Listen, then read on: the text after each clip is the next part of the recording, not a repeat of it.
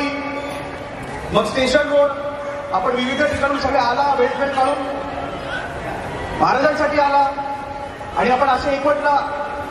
पण तुमच्यासाठी एक मला असं वाटतं की तुम्ही स्वतःसाठी एक टाळ्या वाजवा की महाराजांसाठी वेळ काढून तुम्ही आला.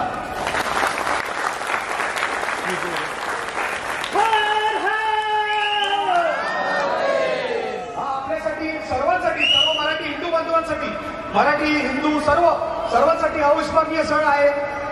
छत्रपती शिवाजी महाराजांनी 18 पगड जातींना एकवटलं, तसं आपण विभाजन सध्या हा माळी, हा ब्राह्मण, हा कोळी, हा आगरी, हा युपीचा, हा बिहारचा, पण आपण हिंदू म्हणून मराठी म्हणून कधी एक नाही झालो. म्हणून त्यासाठी आणि आपल्या माता भगिनींच्यावरती जो वाढता अत्याचार चाललाय मुंबईमध्ये किंवा महाराष्ट्र राज्यामध्ये, तर त्यासाठी त्याच्यावरती आळ आणायला, भूमिपुत्रांना मूलभूत सुविधा अधिकार मिळवून द्यायला, मग त्यांच्या नोकरींचा विषय असो की स्थानिक लोकांना जे मेडिकलचा विषय असतो, विविध हॉस्पिटलमध्ये त्यांना रुग्णसेवा भेटत नाही, जे स्कीमचा लाभ भेटत नाही, ती आपली संस्था रजनी फाउंडेशन वर्षानुवर्ष 12 वर्षापासून काम करते. हे सगळे त्यांचे सभासद आहेत. तुम्ही सगळ्यांना ओळखत असाल. संतोष सुरेश शर्मा आहेत. सगळ्यांसाठी काय वाटतं आदिजी आहे,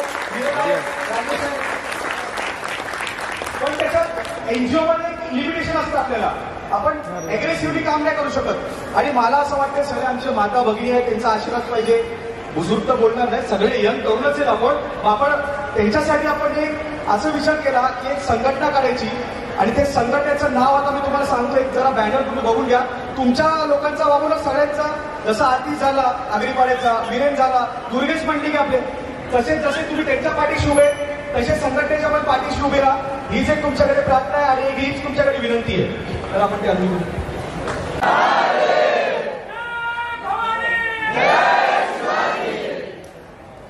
बस झालं.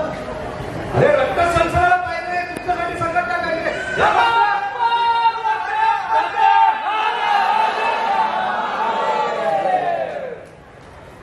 संघटनेचं नाव आहे जरा सगळे संभाजी महाराज सगळ्यांना दिसतंय. सगळ्यांनी कृपा करून सभासद व्हावे हीच आपल्याकडे विनंती आहे. आतिश आहे, दुर्गेश आहे, जेवढे पण लोक तुमचे रिप्रेझेंटेटिव्ह आहेत ते खूप आपल्या एरियामध्ये, आपल्या गल्लीमध्ये चांगलं हात वरती करून सांगा जरा.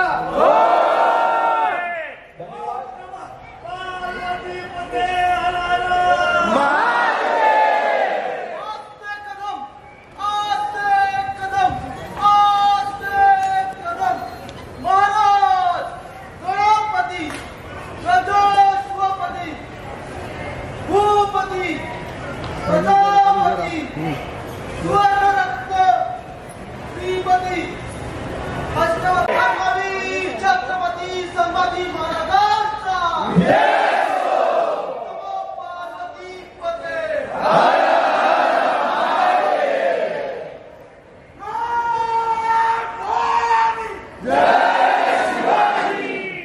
धन्यवाद.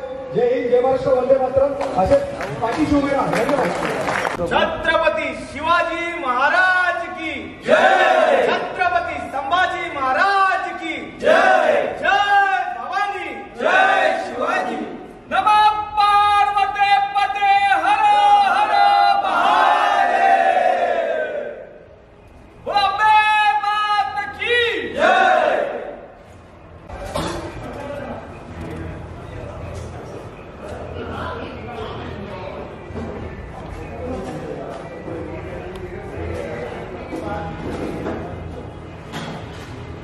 Okay sir, thank you. Ashish भाई, छावा लोगों को पसंद आ रही है और एक हिंदुत्व की भावना लोगों में जगा रही है.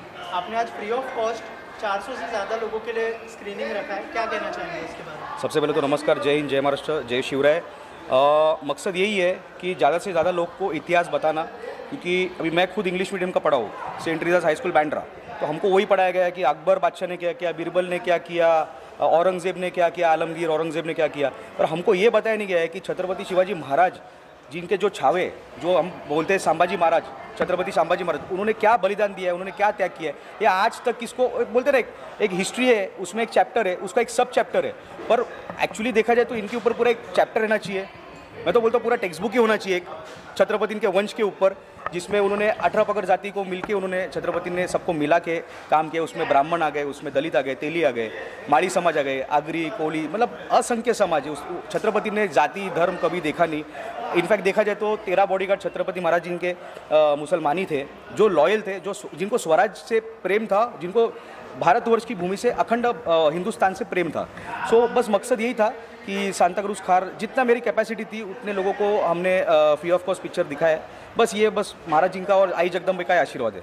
आज जो है एक बहुत बड़ा अनाउंसमेंट हुआ है आपके संगठन का, बिल्कुल। उसके बारे में कुछ बताइए। बहुत सारी मेहनत लगी है इसके पीछे, उसके बारे में बताइए। और संगठन का नाम क्या रखा है और उसके पीछे का क्या मकसद है, उसके बारे में भी कुछ बिल्कुल। संगठन का नाम है, जैसा अभी जो पिक्चर है, हमारा नसीब इतना अच्छा है, आई जगदम्बे का सब सभासदों पे, सब पदाधिकारियों के आशीर्वाद है।